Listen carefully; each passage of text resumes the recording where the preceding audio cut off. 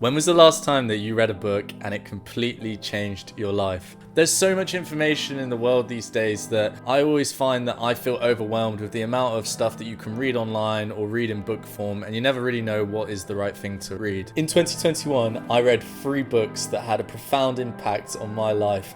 They helped me become more productive, less stressed, and more happy, which at the end of the day is the biggest goal that I always have when running my business. To start with is Rework by the founders of Basecamp. They talk a lot about productivity, how to find that perfect work-life balance, finding zen when you're working. The 3 points that really stood out for me were: number 1, interruption is the ultimate productivity killer. This means when you're doing some work and you read an email, that email coming in and distracting you is then going to lead to you coming back to your work and thinking, what the hell am I working on right now? And getting stuck and not being able to move forward. We shouldn't be looking at emails or messenger apps until the afternoon, until we've got the most important work done, which can be done in the first 4 hours. The second point in Rework that I really love is all about how meetings are really toxic. When I was starting out, I always thought that having loads of meetings was a good sign of having a good business. Needless to say, meetings are actually one of the main reasons that you lose productivity. Meetings should be short, concise. They should be within 5 to 10 minutes. Have an agenda, and when you reach the end of that agenda, the meeting ends. The third and final point that the Basecamp founders make is that you need to build an audience. The thing that they did that was really beneficial was when they started Basecamp, they started writing a blog.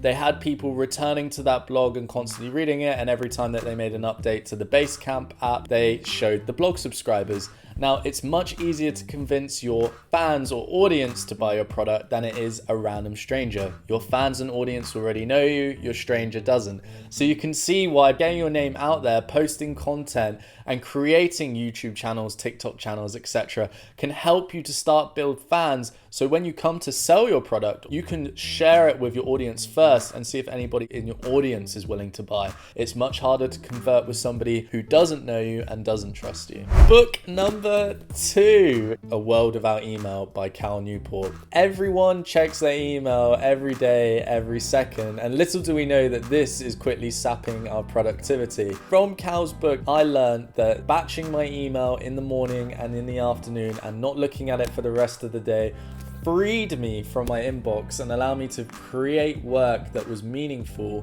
without constantly being distracted by messages being pinged back and forth. Finally, I've now reduced the amount of time I spend checking my email to once a day. And this has had amazing effects on my stress levels, productivity, and just general overall well-being, because for once I'm not getting stressed replying to every single email. Instead, I do it once a day. I batch all my email and I read all of it. Finally, we have Marcus Aurelius's Meditations. This book is more of a philosophy book than it is a productivity book, but I swear to God, it's actually helped me be more productive. Marcus's book is literally just a collection of journal entries that he made whilst he was Roman emperor. It taught me a lot about how I can quickly journal about anything that is worrying me or anything that is a big problem within the agency at the time. It actually caused me to stop every time I finish a meeting and just write down a couple of words about how I felt the meeting went, and it just helped me stop worrying a lot more. Gratitude, humility, compassion. I realized that actually the situation that I'm in comparison to a lot of people around the world is very blessed.